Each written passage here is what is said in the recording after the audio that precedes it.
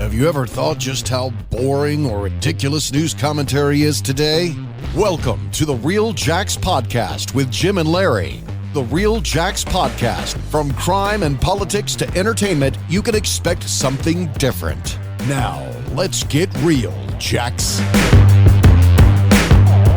Real Jacks with Jim and Larry is brought to you by Extreme Wings, 4 convenient locations, family sports restaurant and grill, more than just wings. Tremendous Barbecue, open since 2007, 8927 Hurlong Road, open 11 to 8, Tuesday through Saturday, and Sunday 11 to 3. Full barbecue menu, everything homemade, they cater anything, and they love first responders. Advanced Window Tint, 5024 Sunbeam Road, over 26 years experience. 3M Platinum Dealer, highest level of 3M dealer around. They tint vehicles, homes, and businesses. Secure One Protection Services, number one choice for protection since 1986. 356-1111. D-Way Towing, 100 South Jackson Avenue. Phone number is 904-356-3929. They take care of all your towing needs. See our friend Doug Dixon. Shannon Judge with Legends of Real Estate. Shannon Judge Real Estate at gmail.com. Phone number is 904-200-8158. Bounceroo Fun, Mike Kellum, former JSO and Friends, the owner.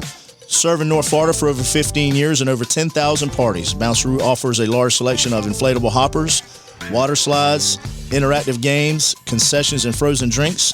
They offer large event tents, tables, and chairs. There's always discounts to first responder. If you rent on the weekend, you keep the equipment the whole weekend. Norman Brewer for Jacksonville District 11 City Council. We need fighters that will truly represent us on the City Council. Norman Brewer is that guy. He's a constitutional conservative, former law enforcement officer, successful businessman. Norm will call it like he sees it, and you will have no better advocate on the council. Hey, welcome back to Real Jacks with Jim, Larry, and Crawfish. Proud to say today's special guest is former Marine Corps Lieutenant Colonel Stuart Scheller. Stuart, we're really excited to have you here. Jim, thanks for having me here. We usually have like questions we throw out there, but we're going to let you roll with this. Start wherever you want. I appreciate it. So, Marine infantry officer for 17 years. I feel like I represent a generation that's been at war for the last 2 decades. I know most American people know that we've been at war for the last 2 decades, but you know, when you're an American and you're living your life, you can only be concerned with so much. You got your family, your job, and so you have little reminders that we're at war. But when you're actually in the service and you're getting ready for deployment, being deployed, coming back from deployment, or training people to be deployed for the last 2 decades, it's very intimate, familiar, and there's a different feeling and investment in what we have done for the last 2 decades. So I was an infantry guy, and I've commanded on every level: platoon commander, company commander, battalion commander, done Iraq, done Afghanistan, awards for combat valor. I've got a master's in military science. I have a thesis that I wrote on how to make foreign policy more effective. And it's just something that I have really studied, learned, understood through my experiences in my education. And I just kind of got disenfranchised with how we were operating in the military. And so the military's focus should be warfighting, and we've drifted from that for a lot of reasons. And I just think that there's a breakdown between the tactical victories that we're having, so the junior enlisted winning every tactical engagement. But since World War II, we haven't won a war, bottom line. So you look at Vietnam, Iraq, Afghanistan, they were all failures. You could argue with me on a academic level about Korea. I think that's kind of a unique situation because there were still a lot of World War II veterans. You had a general named MacArthur who did a pretty aggressive landing at Incheon, but then he wanted to continue to push north and use tactical nukes against the Chinese. And Truman actually told him no. The Chinese pushed us back, and it was really a stalemate. We still have people in Korea. You could argue me on Desert Shield, Desert Storm, but even though we went in there very decisively and then pulled right out, we ended up back in there 8, 9, 10 years later. And over 10, 15 years in Iraq of our most recent operations, it did not materialize in the way that we wanted. ISIS is a perfect symptom of that. And so, you look at the Vietnam, Iraq, Afghanistan, these huge decade-long failures, and I could go through a list of a bunch of others, whether you wanted to talk about Syria, Libya, Kosovo, Panama, Beirut, the list just goes on and on. And so my concern is that we as a military are not going to get more effective if we don't address obvious failures. And so when I watched Afghanistan evacuation, if you just run down the list, they decided to conduct the evacuation from April to September, peak fighting season. Anyone that's ever been over there knows the Taliban in the winter goes into their home base in Pakistan and hides. That's why there's a term called the spring fighting season. And so we could have conducted the evacuation during, the opposite time, September to April, and been almost unmolested by the Taliban. So it's like strike one. Any child could tell you that if you're the protector and you're protecting a child, the child should go somewhere safe before the protector leaves, right?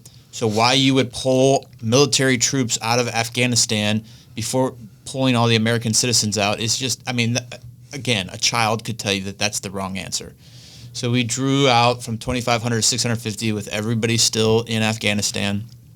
We left the key piece of terrain that you need to conduct an evacuation, Bagram Air Base. When Trump created his plan, there's a lot of narrative about, Biden just inherited a plan from Trump. The final thing in Trump's plan, which was conditional based on the Taliban meeting certain things, which they didn't do. So in my opinion, that plan was already void. But the last step in that plan was shutting down Bagram Air Base. That was the final piece of that plan. And for all the right reasons. It's the key piece of terrain you need to conduct an evacuation. I've spent a lot of time in Bagram. I understand Bagram inherently. People just don't understand how important that piece of terrain was. In addition to leaving Bagram, we left 5,000 to 7,000 prisoners, depending on what document you look at. But it was at a minimum of 5,000 prisoners we just left. So when the Taliban just walked through Afghanistan. When you say left, you mean like opened the doors? No, they left them in the prisons. They left them locked up? Locked up Wow. under the guard of the Afghan National Security. And when the Taliban just walked through Afghanistan and into Bagram Air Base and the ANSF left, they walked into the prisons and released all the prisoners. The suicide bomber that later attacked the Marines on post was most likely from the prison. It's not confirmed, but in the congressional testimony that's public record, you can go watch them asking General McKenzie about that. And he's like, there's evidence, but we haven't determined it at this time, right? So it most likely came from the prison. So then the Taliban goes all the way to Kabul. At this point, we realized that we completely messed up. So we tried, after we pulled all the military troops out, we tried to throw 5,000 troops immediately at the problem and stick them into Kabul. At this point, they're now forced, based on the situation on the ground, to rely on the Taliban for external security. No surprise that a suicide bomber walks through the external security checkpoint and detonates and kills not only 13 service members, but there was hundreds of people outside that gate that got killed, to include a bunch of American citizens that were trying to get into the embassy because we left them behind. And in the panic, all those people standing there were casualties. And so then in response to that, we conduct a drone strike, and we killed nothing but civilians and children. Like, if this list of just straight incompetence is not enough to get a general fired, like, I can't even wrap my brain around what it would take. And it was like the punctuation mark on 2 decades of just bad decisions on the general officer level. Stu, I got a question for you. Yeah, hit me. Talk about getting a general fired. I know you wanted a general held up on charges for some of the decisions that were made there. But generals are appointed by the president, right? Well, it's not at that level. Yeah, so once you hit the 3-star level, you have to be confirmed by Congress. By Congress. And they serve at the pleasure of the president, which is a phrase you heard a lot in the congressional testimony.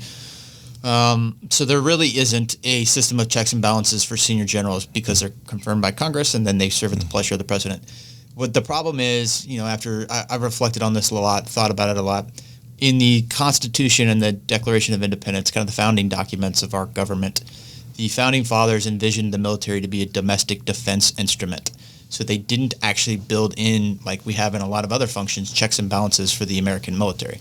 What happened was, after World War I, Woodrow Wilson outlined the 14-point speech, which was really the start of America being a global leader in foreign diplomacy. And then after World War II, we hit Pearl Harbor. We created things called the National Security Act of 44, 47, and 50, and then it culminated in the 80s with Goldwater-Nichols Act. Those pieces of legislation are what created the combatant command structure, the Secretary of Defense. We didn't have a Secretary of Defense before all of that, and the current structure that we have. When they created those pieces of legislation, they never put in the checks and balances. They just assumed they're going to be confirmed by Congress and serve at the pleasure of the president. But where we're at now is if there is a wartime failure like we just had in Afghanistan, The president is not going to fire a general if it also indicts him as the commander-in-chief to be a political leader to say we just failed. It's kind of where I was just going with that. So do you attribute a lot of these failures to whoever or whatever political party might be in place at the time, or the president? Because they're kind of picking who they want their military leaders to be, and they're kind of doing, they're sitting at the round table with the president usually and making those big decisions. And sometimes, like you said, they serve at the pleasure of the president. Sometimes these things happen because the president goes, I want y'all to pull out of Afghanistan now. Yeah. And like this, in this form or fashion. And it happens, and it's not always by the rules or the most logical way to do it. Would you attribute some, the goal of having a war is to win. And like you said, since World War II, we haven't really won anything. And because you think it's because there's more rules now that are expected to be followed, and things need to be more politically correct, and that leads right to the president? Yes. So there's a couple separate questions that separate. So how do you hold a general accountable? I'll come back to that. The question that you're asking right now, how do generals get there? And when can you talk back, and how do you do that? So the question you kind of posed there was, let's say I'm General McKenzie. So General McKenzie was the senior military advisor for the way it works for combatant commands is the globe is divided into 7 geographic areas. And so if you understand those 7 geographic areas, there's a 4-star general that works directly for the Secretary of Defense, who works directly for the president. So everyone understands who the chairman of the Joint Chiefs are. Like Milley, everyone knows who Milley is, but he really is not a player when it comes to war. He advises on train, man, and equip of the services, but then those services train, man, and equip to provide forces to the combatant commanders. So General McKenzie is the CENTCOM theater combatant commander. Within CENTCOM is Iraq and Afghanistan. So then let's talk about Afghanistan. So let's pretend I'm General McKenzie. And I'd only take orders from the Secretary of Defense, Austin, and from the President. Milley can say whatever he wants to. He maybe gets a voice in what kind of troops come my way, but in terms of wartime policy, pull everyone out of Afghanistan. He's answering to 2 people. That's right. So if I am McKenzie and the president says, I want everybody out, like this war's gone on too long, I want everybody out now. General McKenzie is the senior military advisor who was there from Trump too, understood Trump's plan, has an obligation to convince the president why what he's doing is wrong. Right? There's an art to that. Right. The entire military staff officer career, there's an art. Like I was a regimental operations officer. I built plans for multiple battalions at certain points. And there's times where I disagreed with my boss. There's an art in a staff officer convincing his boss because he knows the plan probably better than him. But let's just assume for a second that General McKenzie did everything he could to artfully convince his boss, and Biden was still, hey, no, we're going to pull all troops out now. So, well, here's the critical moment that has been kind of lost. General McKenzie had 2 choices. He could have publicly resigned, or he assumes and says, if I resign, it's not going to make a difference, so I'm going to accept the plan even though I don't agree with it, but I'm going to do it to the best of my ability. But if he doesn't publicly resign and he accepts the plan based on the restrictions the president gets him, he's accountable at this point. Yeah, he doesn't get to go back and he's say, in agreement. well, it's not my fault because I tried to advise him on something else. And I'll tell you, we've lost in terms of history. There's a lot of parallels between Biden and Carter. Carter, when he got in office, tried to do the exact same thing. And he went to Korea and he said, I want to pull all American troops out of Korea. The guy that commanded Korea, the 4-star general at the time, was a guy named Singlob.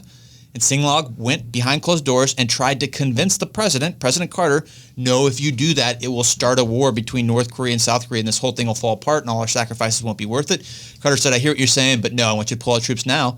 Carter then went public and said the President Carter is trying to pull all the troops out of Korea. This is a bad idea, and it's going to get a lot of people killed. He then had to publicly resign because you can't do that and continue to serve. He basically did kind of what you did. Exactly. Right. But guess what? There's still troops in Korea, and he was able to convince President Carter that what he was doing. Like, by doing that, you put the pressure back on the president and make it very public about what's happening. But you're sacrificing your career in most cases. Yes. Yeah. But, I mean, those guys still get a retirement. a guy before 20 years like myself is willing to do it and give up his entire retirement, you know? So it's like, everything you it's work actually for. not quite the same thing because I feel like I was giving up a lot more than those generals. So I was asking him, all him to do is like walk into retirement a year early and potentially save thousands of Americans, but he was too much of a coward to do it. Yeah, a lot of generals get in there, and when the administration changes hands, they're gone anyways. So they know it's short-term, part-time, and they've got their retirement, and they're like, all right, I made it to general, I'm done, I'm out of here. I did whatever I could do for whatever time I was in here. But what you did, that was a real sacrifice, man. I mean, because you knew what you were doing, and you knew the consequences, and you knew how you'd pay for it. And your friends even warned you. You're obviously your close friends and said, man, we love you, and we love what you're doing, but you're going to pay heavy for this, and it's probably not going to change anything. But you stood your ground. Yeah, I mean, that's all true. Tons of text messages and calls after I posted the verse video, exactly what you just said. And so it was one of those things that once I made the conscious decision to put it out there, it was, I believed in it. I still believe in it. And I was very disheartened that I couldn't get anyone to just acknowledge the content of my statements publicly at the senior officer level. And it was just consistent bullying tactics trying to silence me. They trained me to be a warrior for 17 years, and it was like almost the expectation was that I was just going to submit in the fetal position. Yeah.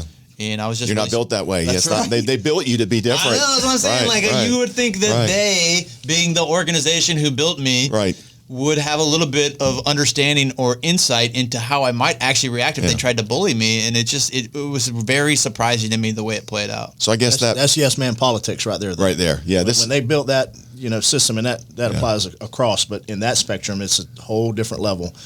When they reach that point, and you would think when they rise to that level, whatever general level that they've reached, or whatever chief of staff, they should have the cojones to be able to put their foot down sometimes and say this plan is wrong. And I don't care what organization if you surround yourself with yes men, especially the ones that protect us across the globe in with respect to what you've done for 17 years, and to hang yourself out there like that, 17 years, that's one of the things I said, man, he walked away from his pension. That's a huge deal. We were talking about it in the parking lot. I said, that's like me leaving at 17 years because of something that happened in law enforcement or something. You know what the risk is, but you're not going to compromise your values. There's a price for your principles. Yeah, that's right. There's a price for your principles. This guy knows the story firsthand. But not at this. Not this low, but in his career, very similar. Have you, and obviously, you expected them to make a statement. They didn't. They just tried to quiet you. Yeah. So you put the statement out, and then what happened next? But imagine you got a lot of support from everybody underneath you that probably kind of fed you to stand your ground. Yeah. Well, before we get there, if you look at a lot of this comes innately. This kind of thinking, this kind of leadership ability. Did this just all come from the military? I mean, what's your background before then? Was there? Yeah, I've always been competitive. So I played sports growing up. I was a all-state high school soccer player. I was a college soccer player, a full ride captain through most of my soccer career. Played basketball, played football, played all the sports. And I went through, there's different programs to commission in the Marine Corps.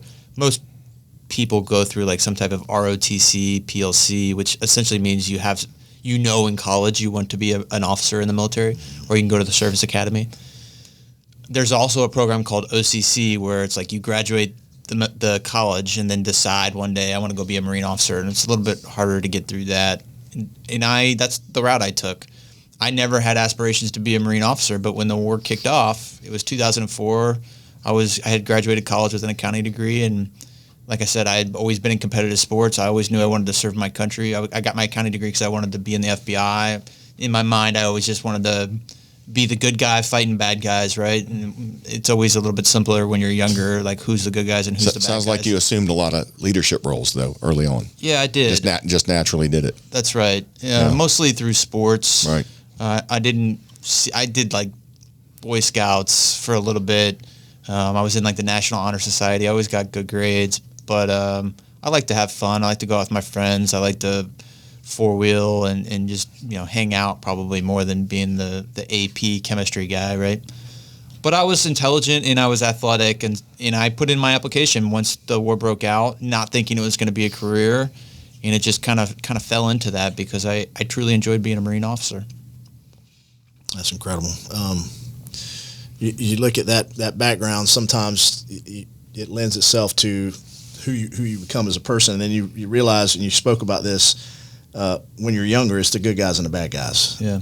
And then the world gets convoluted by politics. Oh, 100%. Like, yeah. I wanted to be in the FBI because in my head when I was a kid, FBI was good guys. Like, yeah. Are the FBI the good guys anymore? Like, I'm not even sure. Like, I don't know.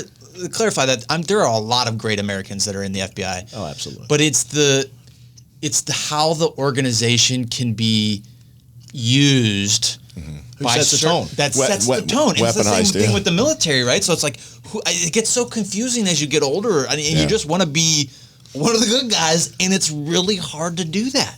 Yeah. Politics does that. Politics, too. yep. And you change parties or you change leaders, and I'm a hardcore conservative for the most part, but once in a while you'll see one that comes in and you're going, what the fuck is he talking about? What are they controlling? And you can see by virtue of the press releases, whether it's the FBI or the military or a law enforcement organization, you'll see the tone set, and they'll, even when they make a mistake, or the agency specifically to law enforcement, what they've been doing to try to quell a certain problem. When they make a mistake, they won't admit to it. It's like an organizational no-no. You just double down on it. We're going to do this. We're going to go further with this, because it in this problem-solving model that we have, it just makes a better difference. In the military, it's the same thing. I'm assuming you're looking at it that how can we remove these political structures that stop the mission from being accomplished? Yeah. And when they do that, you can say, well, Benghazi. I mean, you can look at the... Oh, man. You started there. Yeah. You're exactly right. I actually just wrote a book, and I referenced Benghazi because it's a perfect example. You're fighting 1 versus 1,000. The Secretary of Defense, the Secretary of State, and the President are literally watching it on TV screen. Mm. So imagine watching an American 1v1,000 fighting for their lives, and you making and there's military options. General Ham, who was the AFRICOM combatant commander, had military options. I know some of the people that were sitting there like waiting to go, and they gave General Ham the order to stand down. So there's like a great moral courage case study. Like, what do you do? Mm-hmm. Like, if Stu Scheller was General Ham, like, I got it, you can fire me later, but that unit is going to save those Americans. Correct. You know what I mean? Right. It seems common sense. And General Ham then went on and served another 3 years. Honorably retired. I'm sure he's a board member somewhere. Yeah, because he was kissing the president's ass, or he was part of them. He had suddenly become part of them and not the people he was leading. And it was all about saving his position, and like, okay, I'll go along with, well, I think we should do this, but you don't want us to do this? Okay. All right, we won't then if you don't want us to. That's right. That's when you stand up and go, I'm done. You better find somebody else. Pat just said, if everybody's thinking the same, somebody's not thinking. Yeah. Yeah. You would think a guy like that would, if he understands that, the rest of the world, at least politically, should understand that, especially in the military. Of all the other organizations in the United States, the military, that should be their job, is winning wars, period. So, winning is the key word, yeah. That's right. And so I have a theory on it, and we were talking about some of the separate problems earlier. The focus of the military, we talk about winning, it should be war fighting, right? The purpose of war is to inflict violence or the threat of violence to impose your will upon the enemy. So what is your will? That's defined by the political leader. I think what's happening is officers are getting focused on their career, and what I mean by that is to get promoted in the military is singularly focused on an evaluation report that your senior writes on you. And so when it comes, like if, Jim, Larry, and Zach, you're my 3 platoon commanders and I'm a company commander, you all are going to try and figure out what's important to me so that because I'm going to rack and stack you 1 through 3.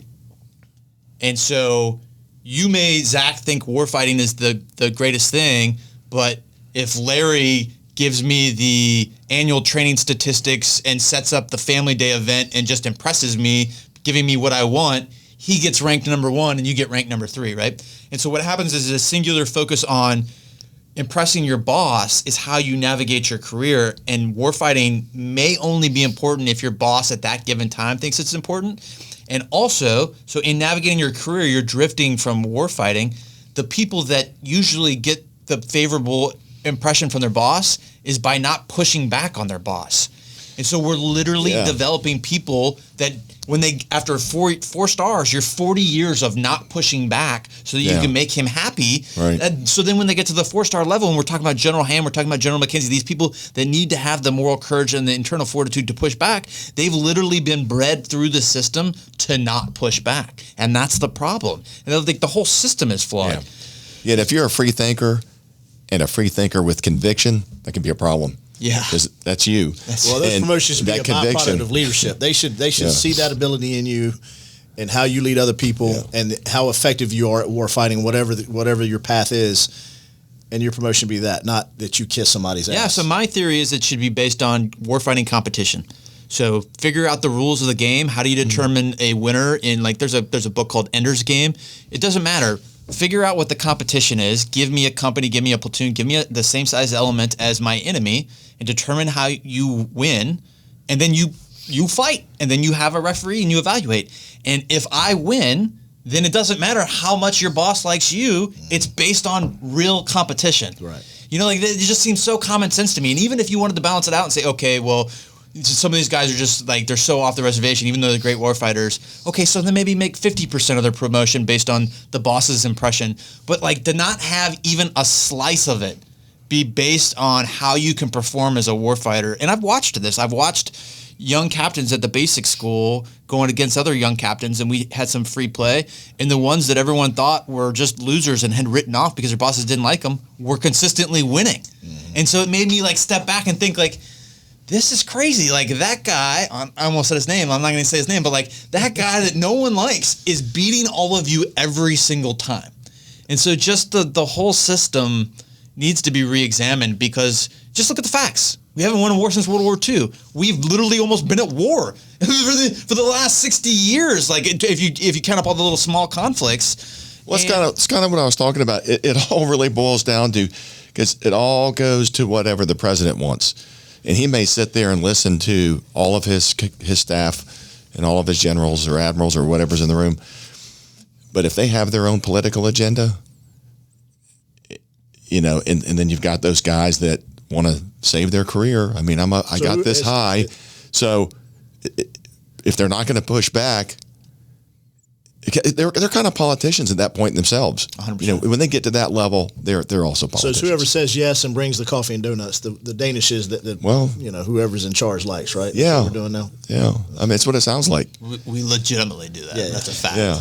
Anytime a general comes, like, you have to have the donuts and coffee. Yeah, the kind that they like. So whoever's running around, you can see the ass kissers right probably pretty easily, I'm sure. Well, I've been a regimental operations officer, and I've been told, make sure the coffee and donuts are here, right? Like, so that's a fact. Yeah. So that's a reality. Yeah. But that doesn't mean you can't disagree when you want to disagree. 100%. Yeah. Yeah. I mean, I'm a business owner. Whenever I have meetings, I want to hear feedback. I want to hear people that don't agree with me. If everybody agrees with me, I look around and go, what do I need y'all for? I don't need y'all. Everybody's thinking like somebody's not thinking. Yeah. I know the people that will bullshit me and tell me what they think I want to hear. I don't want to. I want you to tell me I'm wrong. Yep. And tell me you've got a better idea than I do. I got to the top of my business for a reason, but I'm not necessarily the smartest guy in the room. There's other people that have more experience, especially when it comes to being a president. Some of those guys never even served in the military or got very far. And I'm going to lean hard on my higher staff, you know, my generals and so forth, and tell me what to do. But that's when those political agendas get in the way, I think. And they've got their own. It's not even political agendas. We've fallen into a trap, too, where it's about board member position on these jobs. So I'll just give a couple examples. Lloyd Austin, our Secretary of Defense, as soon as he got done he was also CENTCOM combatant commander, got done and was the Raytheon board director member. So Raytheon said, hey, we'll offer you, I don't know how much they offered him, let's just call it $1 million a year to sit on our board. Why do they do that? They do that because these retired general officers have influence to get contracts still within the DoD, highly unethical. Yeah. He was a board member of HealthNet. Right now he's doing a huge COVID push. You look at General Mattis, who everyone lionized. He got out after this being the CENTCOM combatant commander as well, and he took a board position with General Dynamics. Left that position to go be the Secretary of Defense, and then after it went straight back to it. I mean, all of these guys, and so that's kind of my theory on General McKenzie. Like, he has nothing to lose at this point by just saying, I didn't do this well. I'm taking accountability. We failed, right? He has nothing to lose except for the lucrative board position member job. And so it's like they have to protect their, because like, what's a general officer? There's self-interest there. So if he gets shit canned by the president, that Boeing job may not be there for him, or whatever, or Bell Labs or whatever. 100% right. Yeah. So that element needs to be taken out. I doubt that'll ever happen. Well, so in my book, I address it, and I say it's highly unethical. It's created an oligopoly within the government contracting world. And quite honestly, they may not be able to control it once they get out, but they sure as hell shouldn't be getting a military retirement if they're sitting on one of the 5 huge government contracting board positions, right? Huge, so General Mattis, huge conflict. It is. It's an obvious massive conflict. So if you're going to go be that board member, number one, we want you to know we don't approve. That's ridiculous. It's unethical. But we can't control you anymore because you've retired. But you're not getting any dime in retirement. Like, that just seems common sense. De facto lobbyists is all they become. That's right. I was about to say it's just like a lobbyist. It is. Exactly. They are exactly. lobbyists. You just read. I mean, I couldn't say it fast enough. Nailed it. So, there's nothing stopping the government from saying, do you have employment contracts when you're in the military? Do they create like employment contracts or some kind of contract when you get to a certain level saying this is what you have to adhere to? Yeah. Before or after the military? I mean, like after the military. After the military. Yeah. Because they could restrict that and say your retirement. You are still under the. It's looser, but there are still rules governing your retirement. So, for example, when I made my videos, there was a whole cadre of retired general officers that signed a petition that said they thought people in the government like McKenzie or Austin should resign. And then the services went back to those general officers and said, we're still paying you retirement. Just shut your mouth or we'll take your retirement. Well, and they all shut their mouth. That's what I'm thinking is. Yeah. Is to restrict them. How can you do after you're retired? You've earned that. That's not something you've earned after you left. So the military still threatens their retirement if they speak out against that's what I was saying. Bureaucracy. Right. Yes. Well, that. Okay. Yeah. Like I see, they want that kind of leverage. Of course they do. But back to everything the country was built on has been taken. A lot of comparisons have happened between me and Captain Crozer, who was a naval ship captain when COVID happened. And he tried to let people know about the COVID outbreak on a ship, and he went to the media, and they relieved him. And everyone, it was almost like me. It was very polarized. Some people thought he was a hero. Some people thought he went about it the wrong way. But the point I'm trying to make here is you never heard a word from this man again. Why? Because he got his retirement. He left that situation. He got an 06 retirement. Yeah. And if he speaks out and he does anything that I'm doing right now, they pull his retirement. Yeah, they pull his retirement. So they got him by the balls. They do. They silence him. So I'm like a wild card because I left my retirement on the table. I can say whatever the fuck I want to say. They have no leverage now. Yeah. You know what I mean? They can't control Stu Scheller. They can't control Stu Scheller. That's right. They've lost control of Stu Scheller. If they were smart, if they had half a brain when they realized like what I was capable of doing, and I'm not an idiot, they would have said, "Hey, Stu, we'll offer you an early retirement." Right. 15-year retirement, not the full thing. And then you'd be gagged forever. Right. That's what I'm saying. Like, if they would have had half a brain, they would have thought through this in the long term. And then like, Stu Scheller might go be a politician. Hey, Stu Scheller's going to go on 1 million podcasts. Hey, Stu Scheller's going to get all these articles. And he's going to write a book. Maybe we want to be smart enough. I am writing a book. That's what I'm saying. Well, you're going to end up making way more money than you ever would have in your retirement, most likely. That's right. And everyone for the book was like, hey, make sure you get the DOD's approval. And I was like, I don't think you know who you're talking to. Like, the DOD can't do shit to me anymore. Like, I'll say whatever the fuck I want to say. Yeah, exactly. Unbelievable. Yeah, love it, man. Yeah. Oh, yeah. Yeah. It's like I can live vicariously through him. Yeah.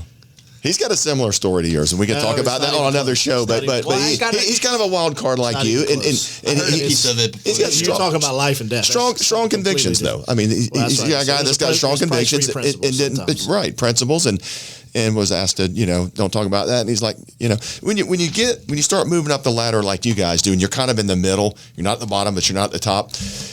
and you've been trained the way you do, you start coming up with ideas of your own, and we could do this better if we do it this way, or I don't like the way they did this, or I don't like the way they did that, and to try to stifle you guys, it's really the worst. We did a series on leadership, and I had different people from different backgrounds. Yeah. I had a Marine major come in. I had police chief on came through that teaches leadership, and sometimes these guys, you've been in a room with leaders, and I hate using that, but they're not. Yeah. There's only one quote that I ever made when it comes to leadership. There's two kind of leaders in the world: the ones you're scared of, and the ones you're scared to disappoint.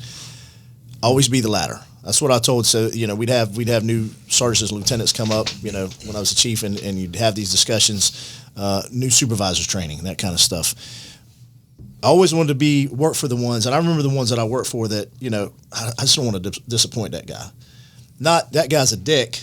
Or, they treat people poorly and they don't care what you think and they're always right.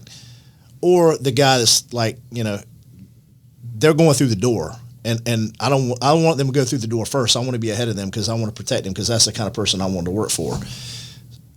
And you look at guys like you and it's the same thing. But with that comes, with great power comes great responsibility.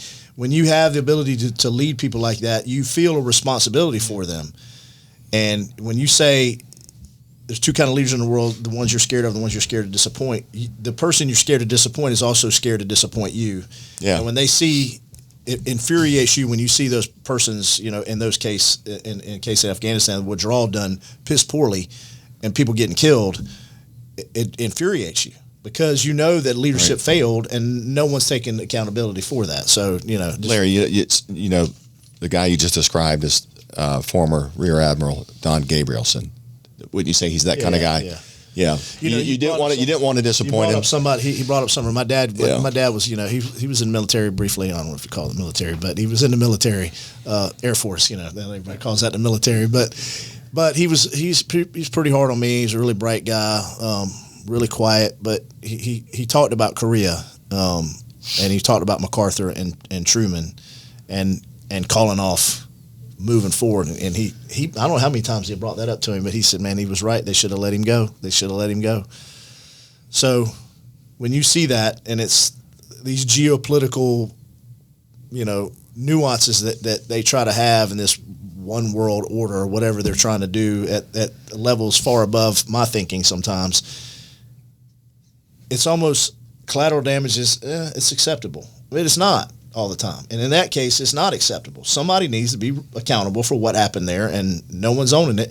And you point that out, and you're vilified because of it. Yeah, absolutely. And I'll tell you, that's a great example of the leader that you're scared of, and the leader you don't want to disappoint. I'll tell you, the leader you don't want to disappoint, when they say, hey, I made a mistake, I own this, I think there's this false notion that people are going to look at him and be like, yeah, we knew you were wrong. They get support. They get support. They're a hero. Right, exactly. So if you don't want to disappoint them, and then that leader says, I messed this up, it makes you want to circle around them and give them support. That's right. Even 100%. more. But if you're the leader that's rules with an iron fist, right, you almost can't admit fault. You almost want to watch him fail. You want to see him fail. Everyone hates you, and they want to see you fail. Right. So it's almost a further indictment on your leadership. I'll just go back to General McKenzie. If people really didn't want to disappoint him, and all he had to say was, I accept this, this was my failure, people would have rallied around him. But he just didn't have that ability because he's just not a leader.